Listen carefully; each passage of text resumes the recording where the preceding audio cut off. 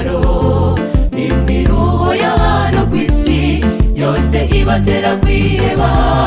Nimuhumure kuko yavuze ko ari ngororano kuwizeye, n'umukiza uhamagara nshuti haranira kwitaba.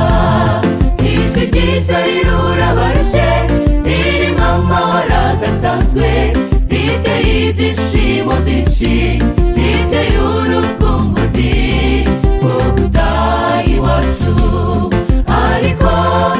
Ariko hazagera uwizeye ukurikiza amategeko, akubaha Uwiteka uwarahiriwe, niwe uzataha mu gihugu cy'isezerano.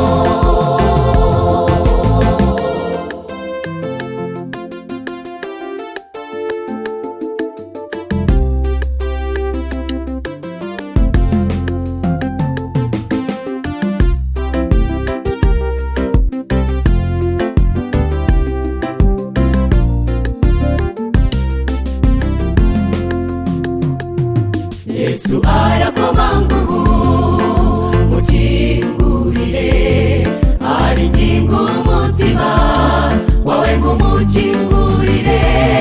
Muri wo harimo ibyaha n'umwijima n'agahinda, Kristo arawushaka ngo akuguranire.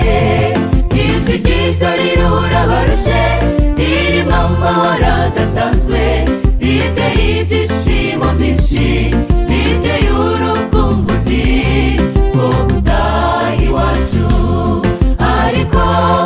Ariko hazagera uwizeye ukurikiza amategeko, akubaha Uwiteka uwarahiriwe, niwe uzataha mu gihugu cy'isezerano.